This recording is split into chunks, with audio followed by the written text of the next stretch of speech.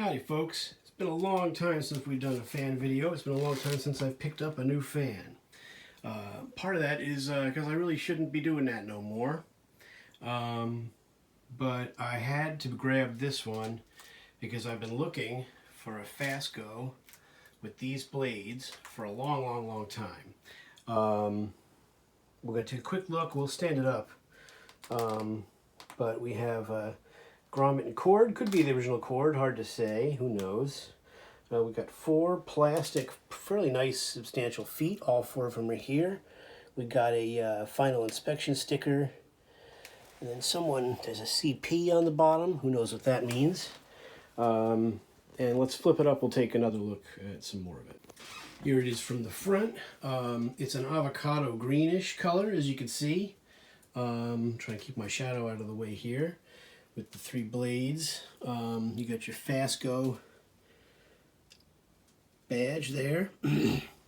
Fayetteville, North Carolina. Pretty cool. Now we're missing an on-off switch, which happens. He was going to try and make something up. I said, you know, I'll figure something out. I grabbed this off of the Robeson downstairs. It might fit, it might not. We'll find out. To get us going for now. Again, we got a little blocker in there for a stand opening. It doesn't seem to have that. Again, there's our cord and grommet, and the cord looks pretty good. It's got these odd, it's got this tape around the outside of it, probably factory. Who knows? But it all looks pretty good there. The grills look pretty good. Who knows if it'll rattle or not or whatever. I did not hear it run.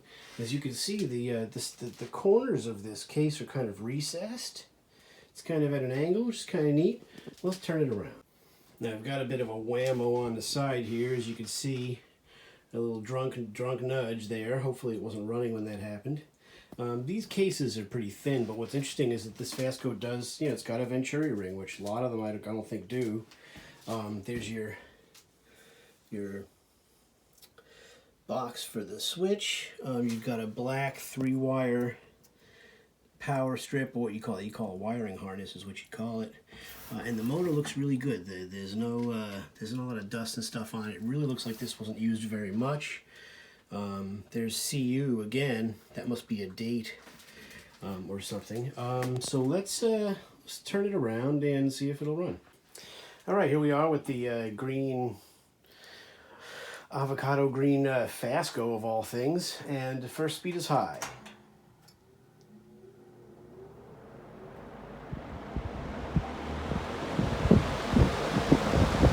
Look at that.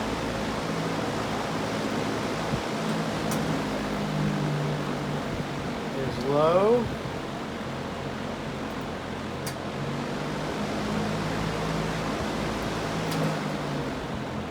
There's off. This one's going to have a real good spin down. This seems pretty darn free. So it does, doesn't need too much. We need to clean it, and a little mouse poop came out of it over there, as you can see. So that's the deal. Pretty neat. This handle, obviously not original. The guy who I got the fan from actually made that and put it on. No sharp edges, so it's actually fairly reasonable. And the Robeson switch works pretty good. This needs thrust washers. You can see the blades move in and out as it powers on, but certainly not going to worry about that. Didn't make any terrible sounds. Pretty happening. So we're going to let it spin down here the rest of the way.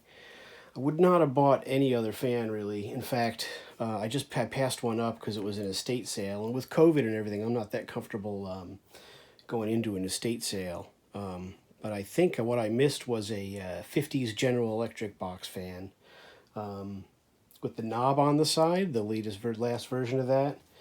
It looked pretty nice, but I just wasn't comfortable going up there. And I have a bunch of GEs, and I really shouldn't be buying any fans anymore. But this came up. Thank you very much, Facebook Messenger, for being up in my grill about it. But yeah, this came up, and like I said, these Fascos I've really been looking for. The other thing I would, if it came up and I would have to buy, would be, one of the Lascos with the either of the oscillating Lasco bat box fans, either the slats that move or the motor that moves, I would definitely waste money and time and space on something like that. And those 18-inch Robbins and Myers box fans, the last Robbins and Myers before Hunter, Fan Dude 21 has one of those, and it's incredible. Like this gray, crazy with the three big blades. That's a cool fan. If something like that came up, absolutely. But outside of that, I really haven't been buying fans, mainly because I'm out of space and stuff like that. Because I'm real careful not to spend too much on these things. I paid 15 for this, so it's missing some pieces, but it seems to run pretty darn good. And we can deal with that dent in the back, and it's got all the feet on it. It seems to sit fairly flat. I mean, this is better. Last year I bought one fan because we're in a pandemic. Though I bought one fan, I bought the new blue General Electric, and that one's nothing but problems. This one, even though it's got a dent in it and it's got a makeshift handle and no knob cover, for it, it's still a way better runner than that was. I eventually got that sorted out, sort of, as long as I don't run it on high. It still shakes a lot on high, but it's an interesting fan. I love the way those blue ones look, but that one was kind of a basket case. This is I think, a much better scenario. So I'm going to, we'll clean this up over the next couple days. The front grill is easy to get out. The back grill seems almost permanent. I don't know how that would come out of there. So we might not worry about that. It doesn't seem to need to be rewired. The cord is okay, so Fasco, very psyched to have found this. I really like the way these blades look. I like the folded over corner to air out the motor. I really like, these are very cool. So pretty glad to have found this, but promise you no more fans. I swear it, guys, no more fans. Anyway, thanks for watching.